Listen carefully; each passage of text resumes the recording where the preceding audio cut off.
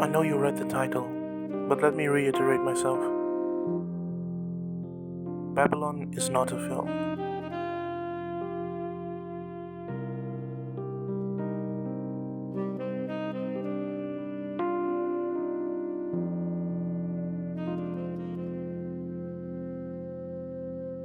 When I first heard of its existence, I thought Babylon was going to be a film like La La Land. But it wasn't. It's a pastiche. This is not to say that Babylon fails to merit as a film entirely. But truth be told, it feels splintered in its narrative, like broken glass on the floor. Its parts, when glued back together, will never look the same again.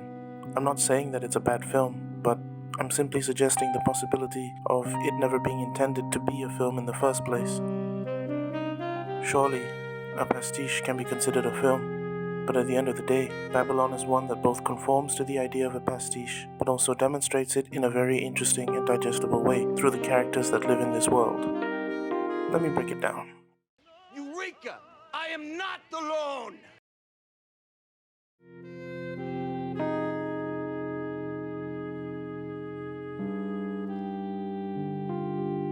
Margot Robbie's performance as Nellie Leroy in this film was way too underrated in my opinion. Believe you. Why not? Why? Haven't you heard what they say about me? I'm a degenerate fucking animal. Oh, Nellie, look at them. Oh, who knows what she might do? She's from Jersey, you know. This is what a The way degenerate she commanded the film fucking throughout animal was from beyond Jersey. impressive, even by her standards. Nellie is the kind of person who is on the outside looking in, but she's not a wallflower by any means. She grabs the bulls by the horn and throws herself out there. That's what the degenerate fucking animal from Jersey does. Sometimes literally. She's the classic small-town girl who makes her way to Hollywood in the roaring 20s, where anything and everything goes. She's been told all her life that she wasn't good enough, and so that sets her on a path to prove her critics wrong, to shove her success in the faces of those that doubted her, in more ways than one. She's a fictional version of Marilyn Monroe. Nellie is like a hamster on a wheel that never stops running. She wants to make the most of her time in the spotlight because, as she sees it, this is her reward for all the times she was talked down to, all the times she wasn't made to feel good enough to anything or anyone. Well, I'm cooking all the time. I just, don't make me do it alone. okay, I go out here, wherever. I don't care. I don't know, maybe Niagara Falls. You know, Roy actually in French means king. And I added the la, so it's Nellie, the king. I made that up. What about you? Where would you go? Diego Calva, as Manny Torres, was definitely the wallflower character, looking into a world he only ever dreamed to be a part of. But what makes him different from Nellie is that he understands the pitfalls of the business, the dark side of it.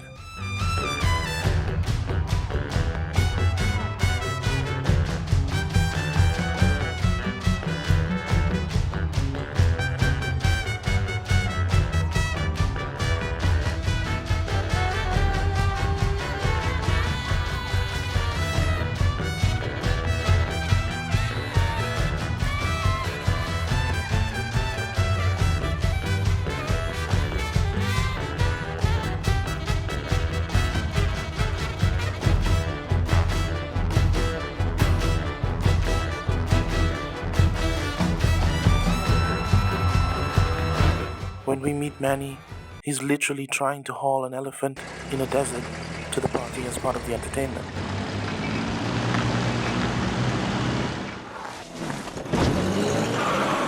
Está muy pesado ese cabrón también.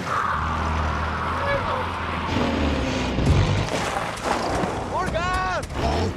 Come on! Jimmy, vete a empujar, cabrón! Sammy, vete a empujar!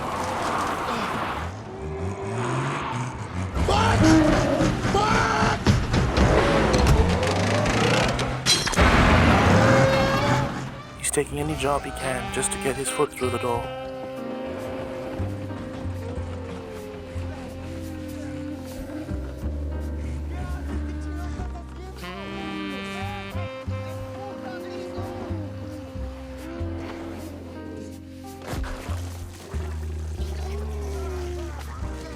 He watches as Nellie jumps the proverbial queue to Hollywood in just one party.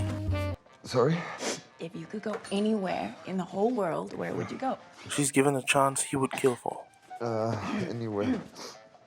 I don't know. I always wanted to go on a movie set. Yeah? Yeah. But despite his frustrations, Tell me why. he's happy for her. Why? Yeah, tell me why. Why? I want to go on a movie set too. Why? I just want to be part of something bigger, I guess. Bigger than what? Because he's in love with her.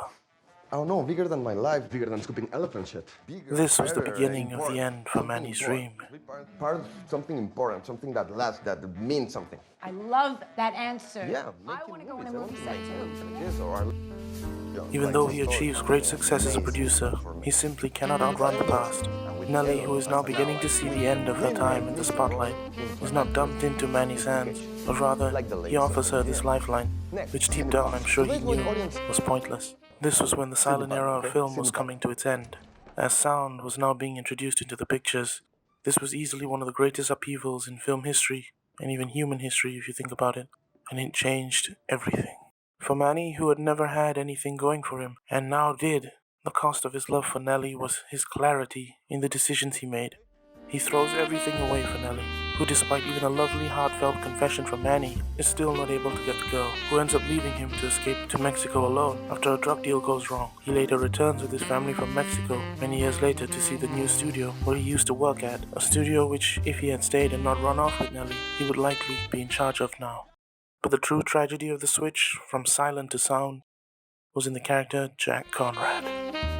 Brad Pitt brings a similar yet more period-based performance from his time as Cliff Booth in Once Upon a Time in Hollywood. If I had to pick, I'd say Jack Conrad was a better performance than Cliff Booth. You may disagree, but that's just my humble opinion. Jack is a silent film star, or should I say the silent film star. His good looks and charisma no doubt won the hearts and eyes through his soundless performance. But when sound came to the cinemas, it was the sad but an inevitable end of his illustrious career. Everything he had, everything he ever had as an actor, and a professional, and even as an artist, had been uprooted and cast aside, unwanted and not needed by the advancing technology and culture of cinema. But that isn't even the true tragedy of it all. The real tragedy is in the expiry of his soul as an artist. In this magnificent scene, Jack learns from Eleanor that while his time in the spill will still live on years and years from now, being the star of the roaring 20s for a new generation who will feel like they know him just by watching his films, long after he and she are gone. I want to know why you wrote it. No. You want to know why they laughed? I'm on a dry spell. No. It's over. It's been over for a while. I'm sorry. While meant to be comforting, this conversation simply brings Jack to an unsettling and tragic realization. Mr. Conrad?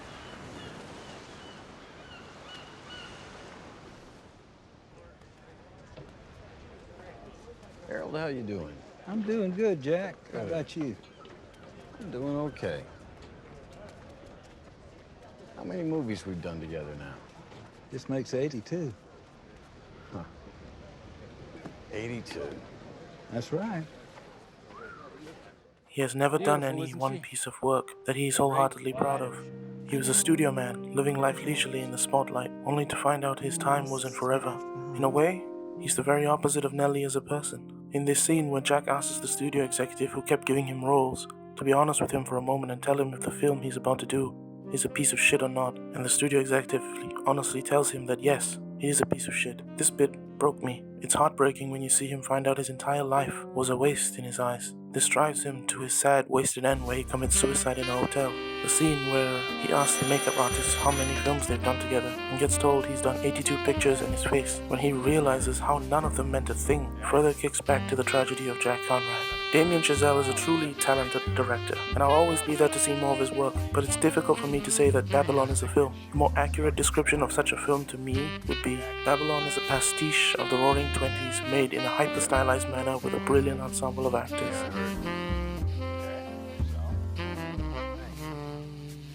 I hope you all enjoyed this video. Feel free to comment your thoughts down below, and please do like and subscribe and share this video. It's a big help, and as always, I'll see you in the next one. And I'd be bailing you out. No. Irv, let's just call it for what it is. That's all I ask. I'll do your movie. I'll bail you out. All I want in return is a little honesty. Can you do that, Irv? Can you be honest with me for 10 seconds or so? I'd be bailing you out, wouldn't I? Yeah, you'd be bailing me out. That's a piece of shit, isn't it? Yeah, it's a piece of shit.